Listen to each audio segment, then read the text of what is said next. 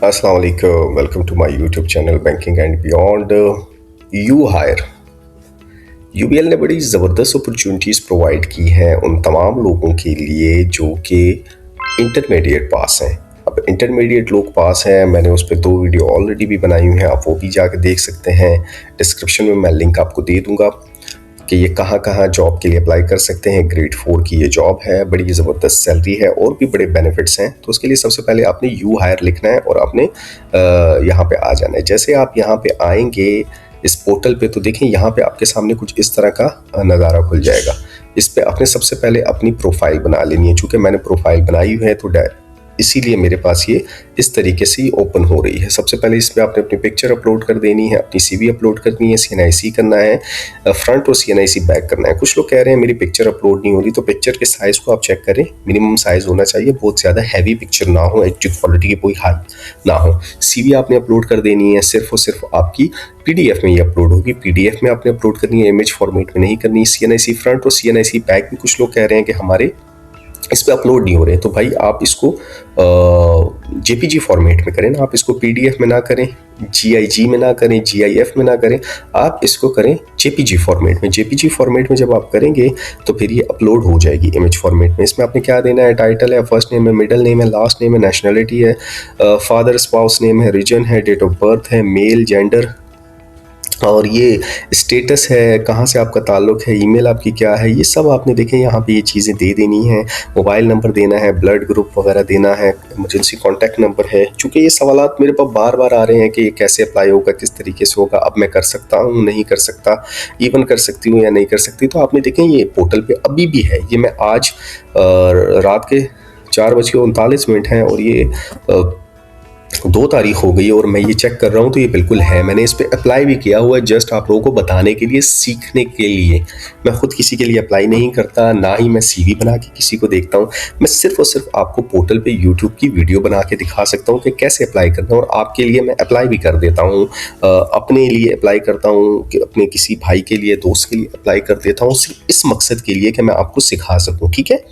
कुछ लोगों के सवाल आता है कि मेरा यूबीएल में अकाउंट नहीं है, तो आपने यूबीएल का अगर अकाउंट नहीं है तो आप इसमें इजी पैसा का अकाउंट भी करके कर सकते हैं। शर्त यह है कि वो यूबीएल आपको इस पर हायर करता है या नहीं करता है। ये यूबीएल का डिसीजन है, ये वलीद का डिसीजन नहीं है, ना बैंकिंग एंड बियॉन्ड के चैनल का डिसीजन है। आप इसमें कोई भी नंबर डाल दें तो मैंने ये देखा है कि आगे तो बढ़ जाती है स्क्रीन, लेकिन मसला ये है कि जब बैक एंड पे वेरिफिकेशन हो रही होती है ना, आपने अगर इसमें अपना मोबाइल नंबर डाल दिया या कोई और बैंक का अकाउंट नंबर डाल दिया, तो यूबीएल वाले बच्चे तो नहीं है, वो जब चेक करेंगे तो डेफिनेटली आपको डिस्क्वालीफाई भी कर सकते हैं। मेरा मानना ये है ऐसा। तो अगर है तो सही है, नहीं है तो डिजिटल अकाउंट बना भी सकते हैं, या फिर आप यू पैसा का अकाउंट फ़ौरन के फ़ौरन बन जाता है आधे घंटे के अंदर, वो भी आप इसमें ऐड कर सकते हैं। ठीक है। बाकी ये सारी डिटेल आपके सामने है, इस पर आप ऐड करके आगे बढ़ सकते हैं। Have you ever been terminated, आप किसी बैंक से या सर्विस से कभी टर्मिनेट हुए हैं? तो अगर हुए हैं तो यस कर दें, नहीं है तो आप नो कर दें। अगर हुए हैं तो फिर डेफिनेटली आप रीज़न देंगे, नहीं हुए तो उसको नो कर दें। Have you ever been diagnosed with serious prolonged illness, अगर आपको कोई इलनेस हुई है, डिजीज़ हुआ है प्रीवियसली, तो आप यस करके डिटेल दे दें, नहीं है तो नो कर दें। ठीक है। अल्लाह ना करे अगर कुछ हुआ हो।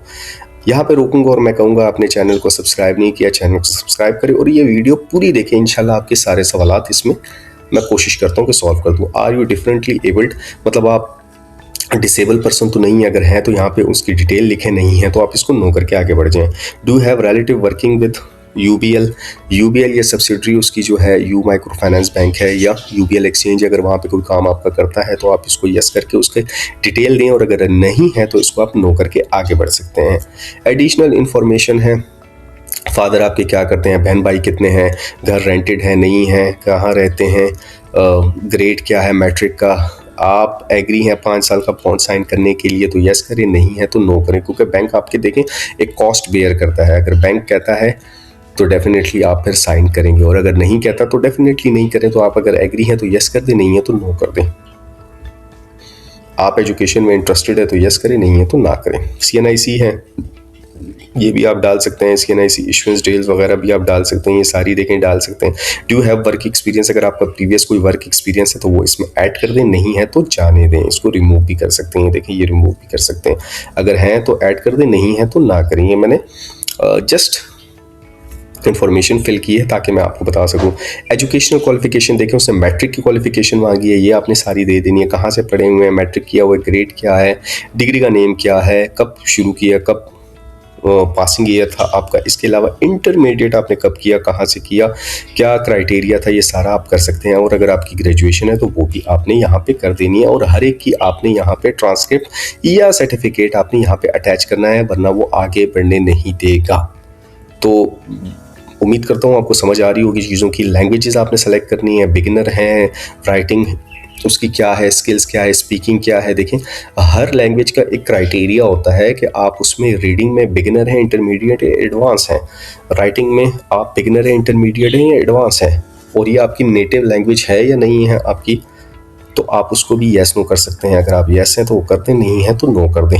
इसके अलावा देखें, ये जो जॉब जब आप स्क्रीन पे आए थे तो ये कौन सी जॉब्स थी, उसके लिए भी मैं थोड़ा सा आपको गाइड कर दूँ। ये जो हमने प्रोग्राम डिस्कस किया था 1 to 1 इन तमाम जॉब्स को डिस्कस करेंगे, लेकिन अभी जो मैं स्पेसिफिकली कर रहा हूँ वो मैं कर रहा हूँ ऑफिसर OG4 प्रोग्राम। ये जो आ रही है 47,500 रुपये जॉब्स आ रही है। रीजनल सेल्स मैनेजर के ऑफिस में ये जॉब है, और इंटरमीडिएट की जो रिक्वायरमेंट है मैं मांगी हुई है, ये सिर्फ और सिर्फ ऑफिसर OG4 प्रोग्राम के लिए, और ये पूरे पाकिस्तान में है। इसकी मुख्तलिफ जगहों पे है, ये देखें कराची, लाहौर, इस्लामाबाद, और ये रेगुलर जॉब है। ये देखें रेगुलर जॉब है, ये रेगुलर जॉब है OG4 की। हेड ऑफिस में भी है और इसके अलावा लाहौर, कराची, इस्लामाबाद में भी है। लेकिन आप इसके लिए अप्लाई करें, और ये पूरी बैच की हायरिंग है। ये देखें, आपको नज़र आ रहा होगा, पूरे बैच की हायरिंग है और इंटरमीडिएट की पोजीशन है। तो पाकिस्तान में इनके मुख्तलिफ जगहों पे रीजनल सेल्स ऑफिस हैं, ये आपको कहीं पे भी अपॉइंट कर सकते हैं। तो don't wait for the last time, don't wait for the last moment, या don't wait for the last date. आप अभी जाएं, वेबसाइट ओपन करें। मैं आपके लिए देखें 4:45 बजे वीडियो बना रहा हूँ, तो आप जब इस चीज़ को रियलाइज़ करेंगे तो आप भी जाएं, इसके लिए फ़ौरन अप्लाई करें। और जब आप ये कर देंगे तो देखिए माई एप्लीकेशन में एक स्टेटस आ रहा होगा, जो कि मैं ऑलरेडी अप्लाई कर चुका हूँ। देखिए 1 जनवरी 2026 को आज मैंने टेस्टिंग पर्पज़ के लिए अप्लाई किया है किसी और बंदे के लिए, ताकि मैं देख सकूँ कि ये क्या है क्या नहीं है। मैं सिर्फ वीडियो आपके लिए नहीं बनाता, मैं पूरा उसमें पहले वर्किंग करता हूँ, फिर उसके बाद बनाता हूँ। और फिर इसी लिए आपको कहता हूँ कि आप चीज़ों को समझें, वरना फिर आप क्यूरीज कर रहे होते हैं। तो अब मैं ज़रा अपने स्टेटस देखता हूँ कि मेरे स्टेटस कहाँ है। देखिए मैंने एप्लीकेशन सबमिट की, एप्लीकेशन अंडर रिव्यू गई, एप्लीकेशन रिव्यू से भी निकल गई। अब इसकी असेसमेंट स्टेज है। डेफिनेटली इसके कुछ स्टेजेस होते हैं, वो स्टेजेस को जब ये पास करते हैं ना, तो फिर ही जाके आपकी जॉब होती है। ऐसे नहीं है कि बस आपने कोई हवा में तीर चला दिया, नहीं, डेफिनेटली उसकी बैकग्राउंड पे असेसमेंट हो रही होती है।